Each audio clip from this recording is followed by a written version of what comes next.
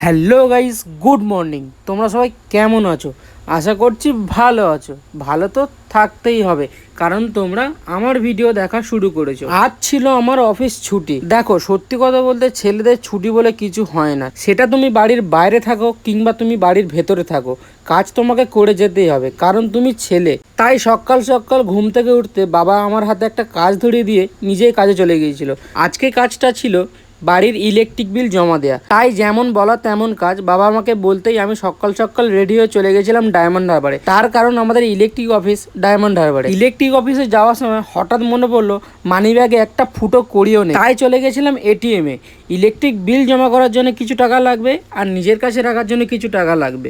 ATM থেকে টাকা তুলে নিয়ে আমি সোজা চলে গেছিলাম ইলেকট্রিক অফিসে। ইলেকট্রিক অফিসে যাওয়ার পরে আমার সাথে যে এমনটা হবে আমি সেটা কল্পনাও করতে পারিনি। তোমরা শুধু দেখো আমার সাথে কি হয়েছিল। ওখানে গিয়ে দেখছি যে আমার ভাগ্যটা এতটাই ভালো, আজকে একটু লাইনই পড়েনি। আগে আমি যতবার ইলেকট্রিক বিল জমা দিতে গিয়েছি বেশিরভাগ সময় আমি দেখতে পেয়েছি যে ইলেকট্রিক অফিস ছেড়ে গিয়ে প্রায় অনেকটা দূরে লাইন পড়ে গিয়েছে। আজকে দেখতে পেলাম জাস্ট একজন দাঁড়িয়ে আছে, এর বেশি কেউ নেই।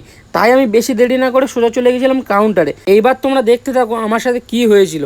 আমি কাউন্টারে দিয়েছিলাম দুটো 500 টাকার নোট। তারপরে দেখতে পেলাম যে ফেরত দেওয়ার সময় আমাকে 200 টাকা ফেরত দিচ্ছে।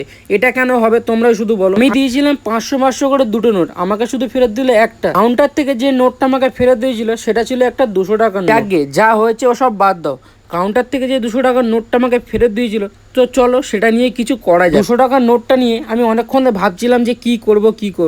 তখন হঠাৎ মনে পড়লো তো সকাল থেকে আমি কিছু খাইনি। তো সেই মতো চলে গেছিলাম একটা টিফিন দোকানে টিফিন করতে। টিফিনে নিয়েছিলাম ঘুগনি মুড়ি আর ডিম সিদ্ধ। আমি ততক্ষণ টিফিন করতে থাকি, তোমরা ততক্ষণ আমার চ্যানেলটাকে সাবস্ক্রাইব করে রাখো। Ta-ta, by.